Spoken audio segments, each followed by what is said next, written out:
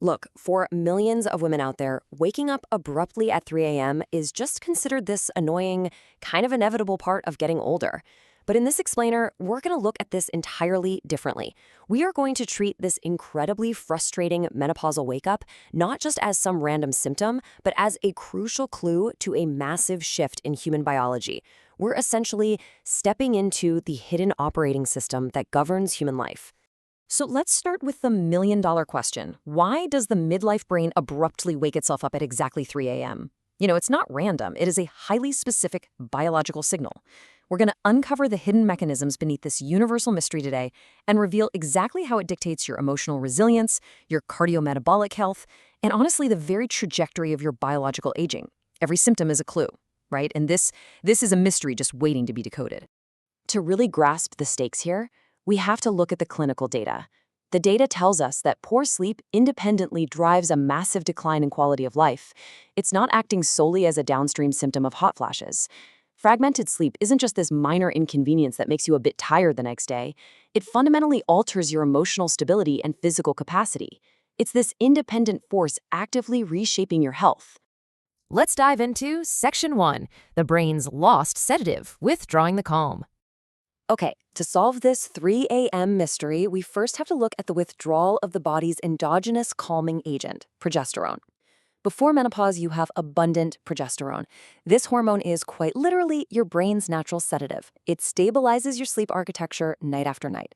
But during the menopausal transition, those levels just absolutely plummet. You aren't just losing a reproductive hormone here, you're losing the chemical anchor that keeps your central nervous system from tipping into complete hyperarousal. Now, the real secret lies in the specific neurochemistry. Progesterone actually breaks down into this metabolite called allopregnanolone, and this molecule is fascinating. It crosses the blood-brain barrier and binds to GABA-A receptors. Now, GABA is your brain's primary inhibitory pathway. It's essentially the main off switch that promotes deep, slow-wave sleep.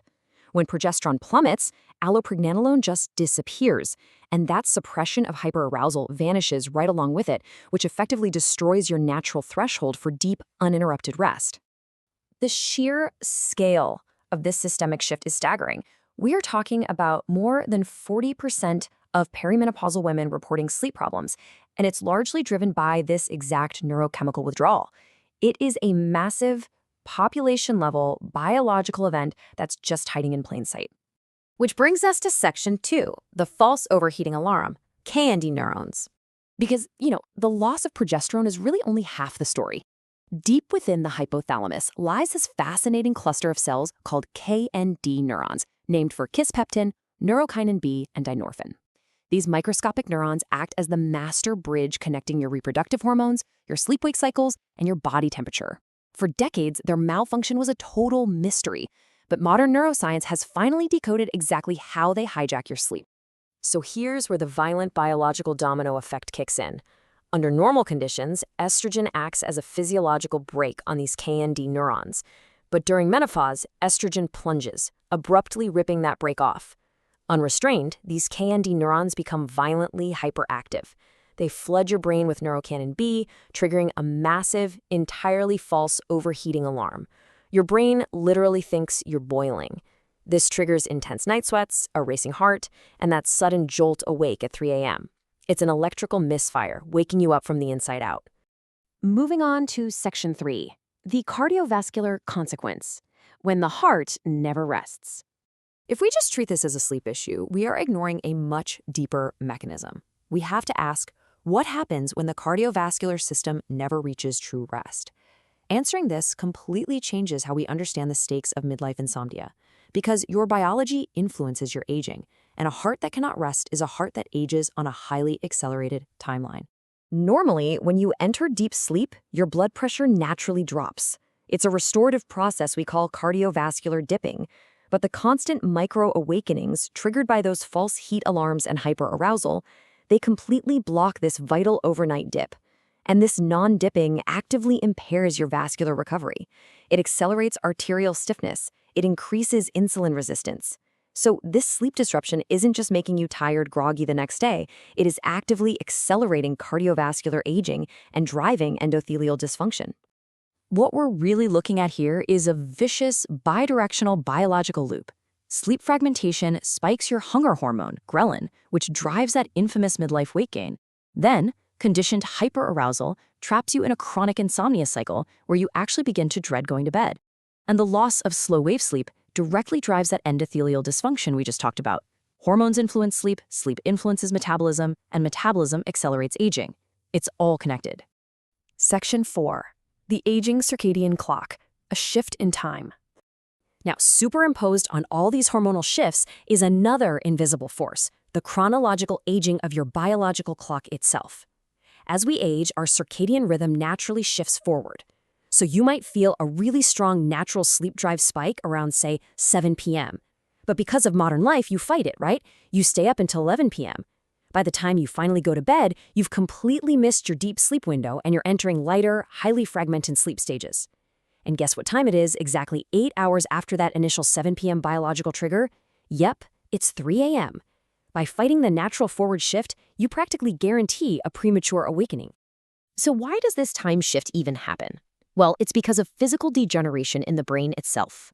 Around age 60, the suprachiasmatic nucleus, which is your master circadian pacemaker in the hypothalamus, undergoes actual structural changes. It literally loses its rhythmic clock gene expression. This creates a very fragile circadian system, meaning older adults spend far less time in deep sleep and are much more easily awakened. Your internal hardware is physically changing. Which brings us to our final part, Section 5, reprogramming the operating system. All right, now that we've decoded the mechanism, from GABA receptors to KND neurons down to the biological clock, how do we actually reprogram this disrupted biological machine? Well, these evidence-based interventions act as your new operating manual.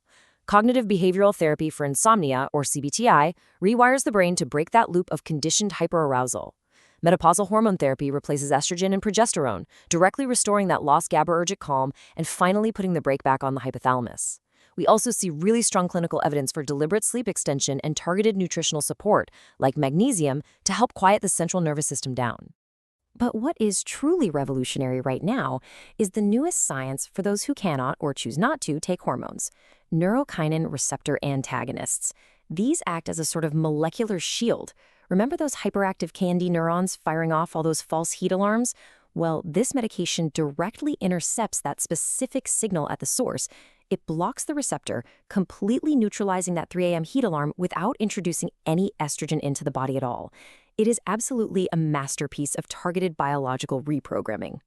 Because ultimately, understanding your internal operating system, it's not just about getting a good night's sleep. It's about reclaiming your long-term human potential. You now know that 3 a.m. isn't just bad luck. It is a profound intersection of neurochemistry, hormones, and cardiovascular health. In this explainer, we've given you the blueprint to understand the hidden mechanics of your own sleep. So, the only question left for you is, how will you use this to rewrite the trajectory of your own aging?